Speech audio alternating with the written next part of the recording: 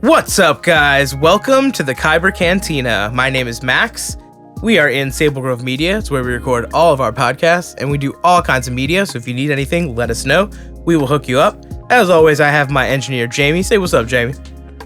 Yeah, so today we are discussing a really interesting character that I definitely think has been underutilized and is really underrated, which is Constantine. He's from DC Comics. I got my friend Red here with me. That's Red with two D's, R-E-D-D. What's up, man? Hello. What's up, your dude? Boy Red, like your favorite airhead. How's it going, Max? What's up, dude? Red is a rapper. I'm a drummer.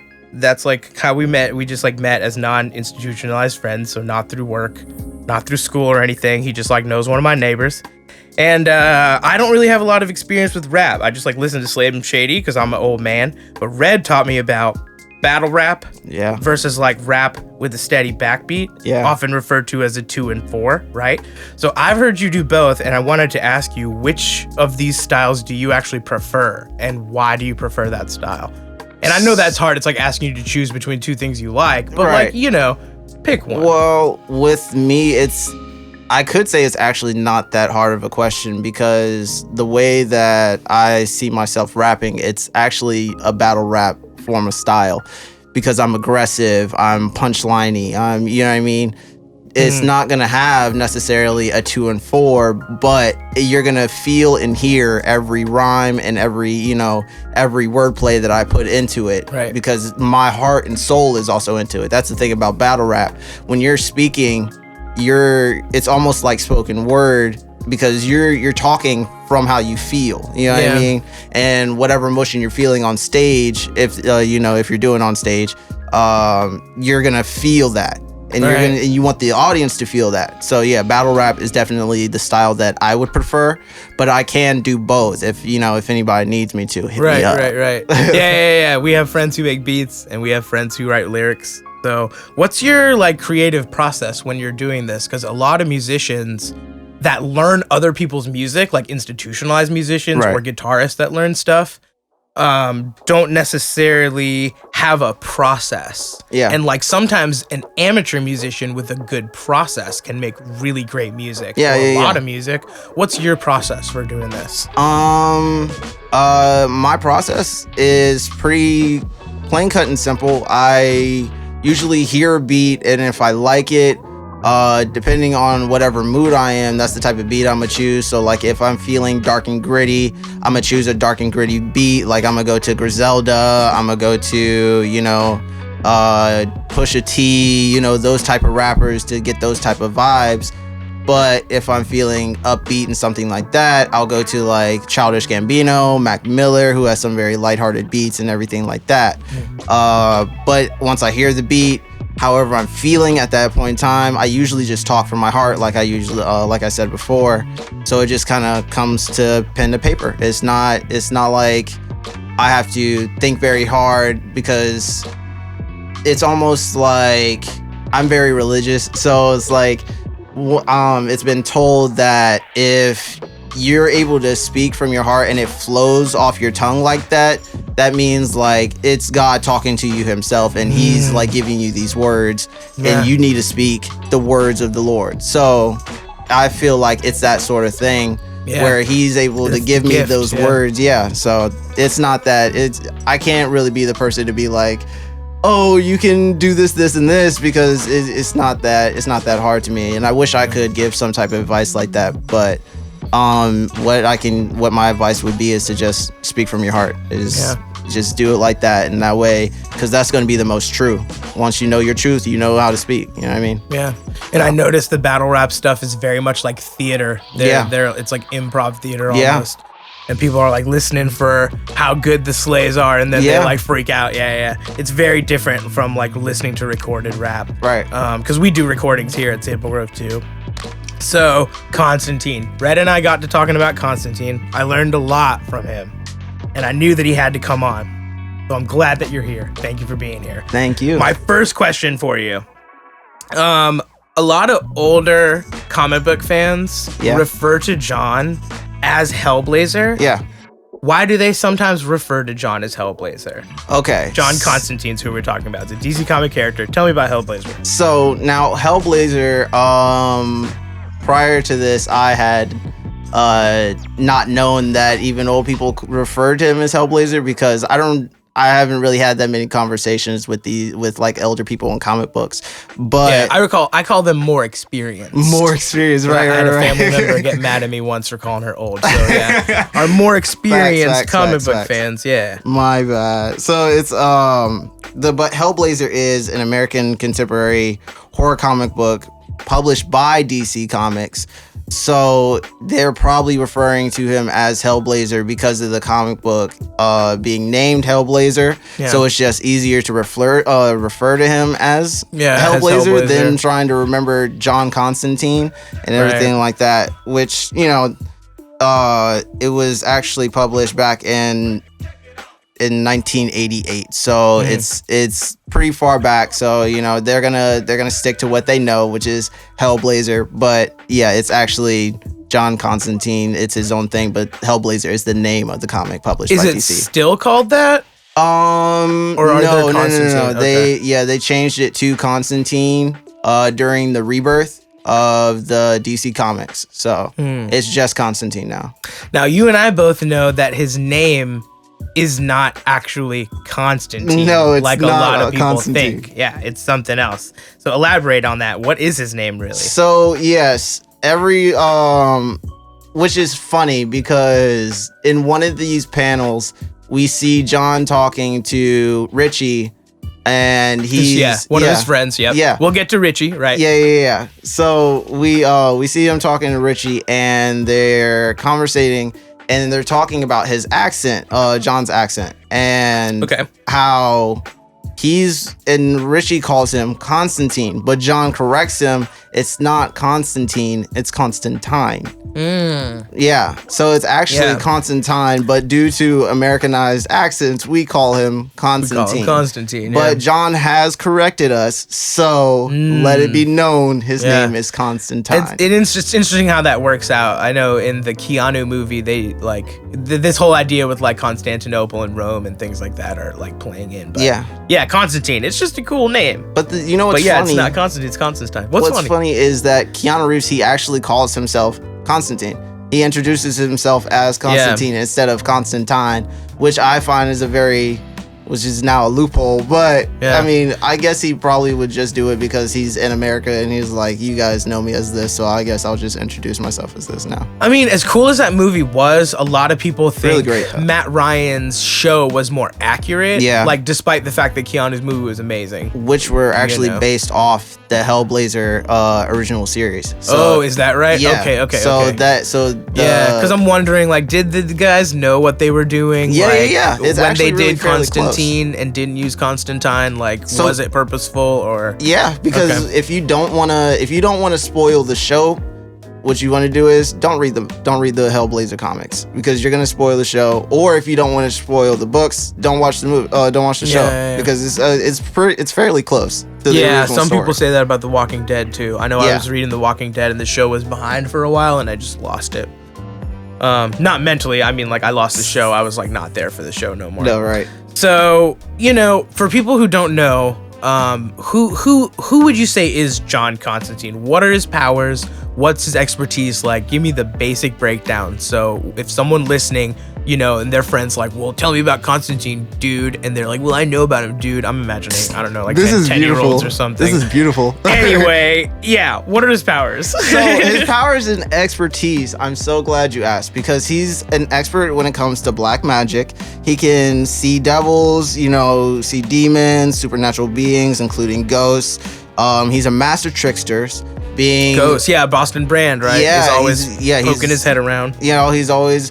And the thing about Boston Brand is also he can just make himself seen when he wants to. Also, he doesn't necessarily. Oh, I didn't know that. Yeah, he doesn't necessarily have to, you know, just be, you know, intangible. And see, that makes me think he's just extra spooky, because I've seen something where Boston takes over Batman, Bruce Wayne, while he's in the shower and like writes him a message in the fog on the mirror. Yeah.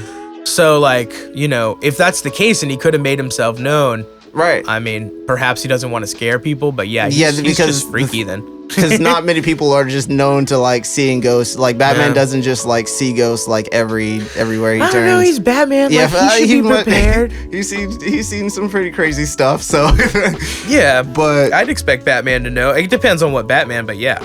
Yeah, He's but Batman. his powers and expertise. Magic. Yeah, his black magic. He usually performs spells with incantations and waving his hand, but he is known to also do these same spells without it. He doesn't need them. But yeah, he's known to just be a master at black magic, one of the most powerful. Yeah, he calls himself a master of the dark arts. Yeah. And then sometimes when things are tense, I know he changes that to like dabbler. Mm-hmm. He's like, oh, okay. Yeah, it does seem like he's flying off the cuff sometimes. Because it depends on who he's also going up against. He also is well to know like his opponents. You know what I mean? Because he never really goes up against somebody that he doesn't necessarily know. He's always really kind of picky of his opponents. Yeah. You know what I'm saying? Except for the times when it's like spontaneous and it happens upon him, like with Darkseid or with fucking Barul. You know what I mean? When it's like just out of the blue, these people are coming up. But usually he picks his opponents and he knows what he's going into. So yeah, I don't know Barul. Yeah, Barul. We'll get into that because it's a whole thing about, you know, Newcastle and you are getting ahead of me. It's like, you know what I want to ask. Yeah, because he's okay, cool. So yeah, master of the dark arts, and it seems like he's flying off the cuff all the time, and that he's confident. I think that goes into his basic just experience, especially his origin story. I know he has more than one. Do you know all of them, or do you have like a favorite one? You know, because there's multiple versions of John, right? So like, yeah. So basically with John, yes, he's the Joker in that sort of sense. We don't really know what his actual origin story. He has multiple due to like multiple timelines or multiple Johns doing multiple, you know, things during these timelines. Okay. You know what I mean? So it's really, we have no idea, but they all, with the origin story, it's funny because they all start the same. Okay. And they all get to a certain point the same. Where so they start the same. Sometimes there's a divergence, but they're gonna meet at another point, and those two come points together. are like his origin. Okay. Because, well, what we have is John is born on May 10th, 1953. Right? Okay. And that is something interesting about the character that doesn't change. He does get older every year. I know that. He's the actual only one that actually ages in real time, especially when it comes to the Hellblazer comics. By the end of the Hellblazer comics, he's like 40 mid 50s. You know what I mean? He's aging. You know what I'm saying? So he's growing with his experience also. Yep. But yeah, he's like, he smoked cigarettes that whole time. Yeah. He does. He's a chronic smoker, and with that, I also want to get back to like his origin story because they all start the same. Because they start with John meets this demon. Yeah. You know what I'm saying? Okay. And he tries to. He tries to converse with it, but it ends up having him trick him to kill his parents, whether if his mother, his sister, or if it's having them all burn alive. Which it's kind of dark, but yeah, he makes it. He turns him to like burn his whole family alive, his father and everything like that. Yeah. But in the Hellblazer comics, the way that it works is he is born and his father hates him because his mother dies in trying to birth him and his twin brother. Which his twin brother is actually stillborn now at birth. Okay, right. So and that resulted in her dying. Yeah, and that results also in his father resenting John and them hating each other, which makes John fucking go deeper into like the skill of magic once he learns he's a descendant of the Laughing Magicians. The Laughing Magicians? Yes. I've never heard of them. Yeah, the Laughing Magicians, he's a descendant of these Laughing Magicians. What a name. Yeah, all right. So the Laughing Magicians are basically beings of power that have the ability to trick the gods. You know what I mean? Okay. So they can. We're talking DC comics, like old gods, new gods. Yeah. Okay. And actual gods, because the God and because the God that we talk about, Yahweh, okay. or our Holy Savior and everything like that, and the devil are actual beings. Yeah, Jesus, Howard, Christ. Because they these beings are powered by belief. So like the more a human believes in them, the more their powers and I've seen mythology real. Like that. There was a show called Young Hercules on Fox when I was a real little boy, and that's how that worked. Yeah. And the Merlin movie, there's a Merlin movie. Yeah. You have to believe in them for them to. Who's that? Tinkerbell. Yeah, I know that bitch. So yeah. Belief. Not Tinkerbell. Yeah, man. What is it? You have to clap. Yeah, you have to clap, and she'll like wake up. Clap for me, and she does like this little play. She's like, if there's something you can do to bring her to life, there must be something that you're doing that kills the fairies too. Yeah, you don't have to. You can't believe. So if you don't believe, they die out. Their magic dies out. Man, I'm so old, man. Yeah, Disney. But yeah, so. Origin story. So with that, he meets the demon. They converse. He kills off his parents. Or if we're talking about the Hellblazer one, he kills his mother by being born. He kills his mother and his twin brother by being born in the first place. Okay. And this is a consistent thing. Yeah, and that's a consistent thing. The mother, the brother, and sometimes the father dies too. So that stays consistent, but it diverges from that point. Okay. He can either become this genius with magic and hone his skills after he realizes that he has this power. He could be a fuck off where he doesn't really do anything with these powers, or he could be this Satanist where now he's like not so much as like using these powers for good, or probably even using them to the best of their ability, but he's like causing destruction. He's causing all these things. But they all get to another point again, where John tries to save this girl during one of these surprise of moments. He tries to save this girl, and it fails. Okay. The girl dies. Is the girl's name consistent? No, she's like just some random.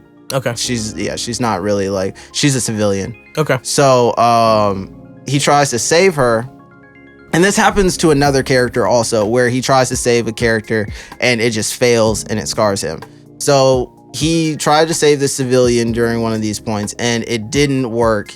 The civilian dies, and at that point it diverges again. He can either be caught by the police and questioned by the police about this situation. He gets away. So like after that point, he becomes John Constantine though. Yeah. He starts to fall. He starts to do more occult activities, where he meets Zatanna Zatara and he falls in love with her. Right. And then he also moves to London, meets Chaz, forms a band. He falls in love with pop rock, where he's like this lead singer to, no joke, he's the lead singer to a band called it's Mucus Membrane. Okay. Yeah, Mucus Membrane. Yeah. Mucus Membrane, and his nickname is Johnny Con-John. Con-John. I cannot make this up. I wonder, is there any kind of animated thing or anything where he's ever in the band? Yeah. Really? You can see flashbacks of him and of actually the event of Newcastle in City of Demons. Yeah. Where he's performing on stage with Kaz in the band, and a demon comes by with a child, and he's trying to save the child, and John, in John fashion, tries to stop it by summoning another demon. Of course. So he's known for making bad decisions and barely cleaning up. So he fucks up. Like that's all that he does. So he summons this bigger and badder demon, but due to like not being in his control, he couldn't control the demon after it's killed the smaller, lesser demon. So it just took the child again and killed like thousands of people at this tour, because they were on tour at the time when this happened. Killed thousands of people at the hands of John, and now they had to go back and go try to stop it. And trauma and guilt. Yep. And that actually gets John indicted into Ravensclaw. which is an Okay. asylum that he's, now having to spend the rest of his time at, and Kaz is having to like come see him every now and then. Okay, Yeah. so Ravenclaw's an asylum. Yeah. Raven's Claw is the asylum that John gets into, and he actually has to revisit this trauma again. Which that's actually the event of Newcastle, is the kidnapping of a child named Astra. Okay, yeah, because here's the thing, man. Always in stuff that I've consumed with Constantine, they're mentioning Astra and they mention Newcastle, and it's always like when Black Widow and Hawkeye are talking about Budapest, they're always like, oh, Budapest, but what happened there? And I never, sure, I could Google it, I think, but I'm waiting to naturally come across it, and I'm surprised that Newcastle hasn't come through. Or maybe it hasn't, I missed it or something. Yeah. So tell me about Newcastle. What's up with that? So, like I said, with Newcastle, it's the event of the loss of Astra, which scares and scars John and sends him to Ravenclaw, which is the kidnapping of Astra was done by the demon. What was his name? Lugo. And Lugo then tricks John into later helping him by dressing up in his costume, which is the demon Barul. Okay. So he's wearing this skin costume of this old demon named Barul to get John to do his bidding. Where he's doing all these, he's basically sending him on a goose chase because Lugo has him in his chest, right? He has Astra sitting in his chest, and he knows wants to get John Astra back, right? And he knows John can't get or harm Lugo without actually harming Astra. So he's having to do this whole run around with him and Chaz, and they're having to just basically run on this wild goose chase. When he finally shows himself to be this demon, because he's cocky as fuck at this point now, because now he's like, I know that you can't hurt me, and you know that I need you to do this stuff. Yeah, so, he's got him. Yeah, so he's got him wrapped around his pinky. It's like a stalemate. Yeah. And it gets weird because he even has, I can't make this up again, he has relations with the literal collective consciousness of Los Angeles. The city of Los Angeles? The city of Los Angeles. Yes. Okay. So that's a lot. Los Angeles has a spirit. Yes. And he has sex with the spirit. Yeah. So the collective consciousness of Los Angeles is basically, she's the queen of angels. Okay. Right? Yeah. So everyone comes to Los Angeles and they want to be the star. Oh, City of Demons you were mentioning earlier. Yeah. I remember. Okay. So they want to come. Yeah, so everyone wants to come to Los Angeles because everyone wants to be a star. They have this dream to make it in the successful life, whether if it's dance, art, whatever. LA dude, right. Yeah. So everyone has this collective consciousness of, I want to be this thing, I want to be a success, and it manifested just like Yahweh, just like the devil of it works in the same way. It manifested into this collective being, whether it can be any person on the street. It could literally be that Starbucks worker that you walked up to today and ordered, a venti cappuccino with, light ice. It could have been her. You know what I'm saying? As long as you're living in Los Angeles and you want to have success, if you meet this person, your possibility rises exponentially. Yeah. Magic. So So basically, it's kind of think every artist or every YouTuber that's came to or went to Los Angeles, they have basically met with the city, the consciousness at some point, because now they have 4 million views, 8 million views going on their video. You know what I mean? So to think of it like that, if it was an actual thing, an actual being, you've met with this person, conversated in some form or fashion. Yeah. And so just being in their presence will do that. Will grant you the ability to possibility have success. Yeah. So that's it's wild. Great. Yeah. That it's a wild storyline. I was gonna ask you about the House of Mystery. Okay. It's his house. I know it's magical. It floats around. It can be invisible. And it travels through space. I don't know about time, but there's definitely a huge piece of the House of Mystery that I don't know. There's something there. How did he get the house? What's the deal with his house? Why does he have this house? So this House of Mystery is is a house full of collections of John's adventures and things that he needs to keep protected. Because if you even get to the house, because the house, you can't get to the house has to come to you. Right? There's no way. Okay. There's no way of actually reaching the house or even knowing its location without it letting you know its location. Yeah. Oh, John has a key, right? Yes. Okay. So John has a key, and he can basically like bring this house to him at any given point. And if it's destroyed, he can just rebuild it. It doesn't matter. So like, he just turns his key. The house shows up. He turns his key and he enters in the house. And then after that point, he thinks of a location, he goes to it. But in this house is, like I said, the collection of his adventures. So like, it's like his Fortress of Solitude. Yeah, basically. Yeah. And if anybody else enters in the house, if you, God forbid, get in there, because I wouldn't want to go into the house of mystery. That's a lot of stuff and a lot of like spiritual beings that I wouldn't want to deal with. So once you get into the house of mystery, you can't really touch anything in there. Yes, everything looks like you can. You may be able to grab it off the shelf. You may think you can, but once you touch it, you're not going to be able to, because it has enchantments that prevent you from even trying to take anything from this house.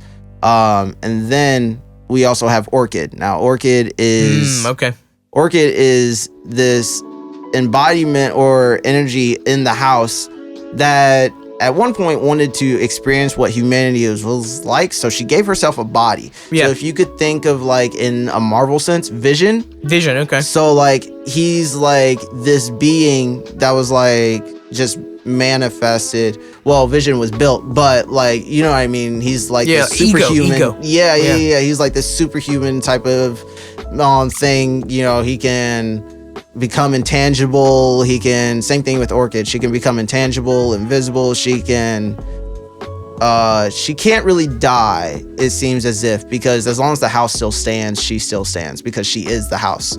You know what I mean? And she listens to whatever John says, no matter what it is, whether if it's a bad decision or not, she has to follow by what he says. And she also keeps everything in the house protected. She keeps the outside of the house protected. She keeps a shield around it no matter what. She's like the physical manifestation of the house, basically. Yeah. Now, as to how John got the house, that's a good question that I wish I had the answer for, but I will look onto that in another episode. We'll tackle because I do want you to come do DC Comics with me again. I wanted to talk about some supporting characters, because you can't really do Constantine without some certain people. Yeah. So give me a quick rundown, like, 5-10 seconds on each person. Tell me about Chaz. Chaz is John Constantine's best friend in different origins. They've grown up together because their parents didn't really look after them like that. John being orphaned and Chaz's parents being abusive and manipulative and not being able to help him. But they grew up together. They're best friends. They started a band together, the Mucus Membranes. Right. And they've known each other all their lives. Okay. Zatanna, the witch of his dreams. She loves him, you know what I mean? And he loves her, but kind of forbidden love, you know what I'm saying? On the counting that they can be together and they'll be a really strong power couple, but it just never seems to really work out. But they do have a strong connection, and they are a powerhouse when they are together. So Zatanna is also another expert in magic. Because her father's Zatara, which is also her last name, but Zatanna Zatara. She's Boston Brand, dead man. I love him. He was a circus performer. Same thing as Robin. They were both, what is it called, trapeze or trapeze artist. Trapeze artist. That's what the Flying Graysons were. So he was a trapeze artist, and he had a very well act for getting into wrecking homes. He loved to sleep with married women. I don't know why. Boston. So during one of his performances, he was actually assassinated by being shot and died. But the god Rama kept him alive because she wanted him to serve the purpose of saving souls by saving the living souls that are here now, or solving his case and also of like who killed him. Yeah, which he does he's got figure debt out to and pay there. Yeah. Yeah, he's that guy we were talking about that like can like make himself known or take over people's bodies. He's so. known. Yeah, those his powers. He's known for like possessing the living people. So like he's possessed Batman. He's possessed just normal civilians on regular occasions. He's possessed Shazam. That was interesting because that's multiple people in one mind, and that was the first time that's ever happened to him. He's possessed. That's about that's just his knack. He just possesses people and makes them do stuff. Tell me about Richie. Richie is another friend of John's. I put quotations around friend because Richie resents John because during one of their adventures, Richie actually contracts lung cancer due to like some magical reasoning. That's crazy because John's the one chain smoking. Yeah, well, yeah, and due to the chain smoking, it's like it doesn't really matter because that's another story also. Okay. Because that's a lot. There's actually a reason why he can't really die from cancer. There's a whole reason why he can't actually like. So he can just smoke now. Yeah, he can literally just smoke away, and he will never actually die of cancer. He can die, but he just can't die of cancer. Yeah. Because it's a lot. But Richie contracted lung cancer from some magical black reasoning and blames John, but John doesn't really care. Yeah. You know what I mean? Because he's an asshole. Yeah, and he's like, Richie, you knew the risk of coming along. Yeah. So you can't really like blame me. I tried to tell you because John, he at least lets people know what's about to happen, and he will try to stop you, especially if you're an innocent. He will try to stop you from doing the things that you're about to do because he will let you know that you might die, and I will not help you. Yeah, that's true. You got to know the risk. Yeah, so and Richie knew the risk. Anti-hero. And he came along, and he got the consequences from it. But Richie blames him for it, and he even tries to go back to Richie for help later. But without Batman, he can't get that help. So, right. Yeah. One of my favorites that I absolutely love is Etrigan, which I'm sure you love for the sheer fact of how he talks. So Etrigan's either like he's a demon. He's either like a grown-up or a baby, but regardless of which one, sometimes he talks normal, but usually he talks in rhymes and rap, like it fits to a 2 and 4. Yeah. I know Constantine summoned him before, but usually it's Jason Blood. Yeah. And he's like, gone, the form of man, arise the demon, Etrigan. You know? He's like always rapping. Once upon a time, a grand story begun about Jason Blood and the demon Etrigan. Yeah. With the vast magic from Merlin, together as one, they were condemned. I love Etrigan. He's definitely a character that I want to be able to like also explore myself. And I would also love to talk about like how that even happened. Tell me about Jason Blood and Etrigan because that's a cool story with Merlin. Do you know about that? Yes. So during a holy war, Jason Blood is actually a knight who fought for Merlin during this war, right? And with that, during the war, Jason Blood was actually injured by the demon. What was his name? Oh, I'll get it. I can't remember off the top of my head, but he was hurt by the demon that was that was leading the army, and Etrigan was summoned by Merlin to defeat this demon and face him. So once the demon was defeated, he wanted Jason Blood to stay alive because he had more work to do. Obviously, Merlin knew some like later thing about past the future or something. You know what I mean? So he like formed him together and made him eternal by basically forming this demon into, like I said, together as one. He merged them together and like it healed Jason Blood's wound. So now he's walking along Earth, gradually growing older, but having to deal with this demon inside of him, trying to get out at any given point, no matter when it is.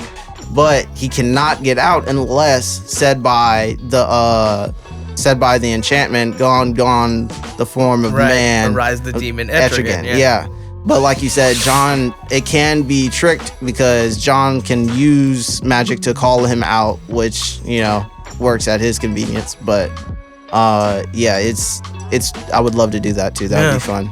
I did have one more question before we depart here. Okay. Which is about John and his children. Yeah. I do believe he has children. Tell John me has about multiple his kids. children. Okay. John has multiple children, and during these different origins, he could even have multiple children at the same time. Like, I know of Rose Constantine. Now, Rose Constantine, he hides in this house with her mother, but her mother is killed due to the Injustice Saga, right? Okay. In the fight between Batman and Superman, because Batman. You talking about Injustice, like the game, like that? The Injustice as the comic, yeah, that too. Okay, Yeah, right. So, they end up having a fight with Superman. Ended up having a fight with the Green Lantern, smashing the house that Rose and the mother are in, causing the mother to die and everything like that. So John finds Rose in this crumble of like what used to be a house and takes her along.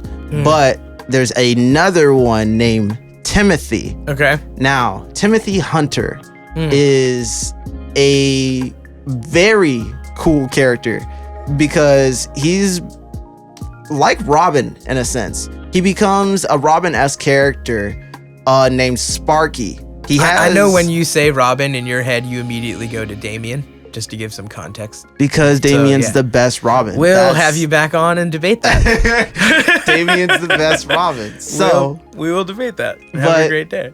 But yeah, so he becomes this Robin-esque character where he's the sidekick to this other hero, but that's not what I'm so excited about. He actually becomes this later character known as Hellspawn, and he is in the Teen Titans. He's now like, he's changed his whole outlook on everything, because at first Timothy he wasn't feeling like his magical powers. He wasn't liking his abilities or anything like that. But later down the line, after meeting with his hero counterpart and everything like that, he's like, okay, I can actually do something with these, you know? Very cool. Yeah, Timothy Hunter is amazing.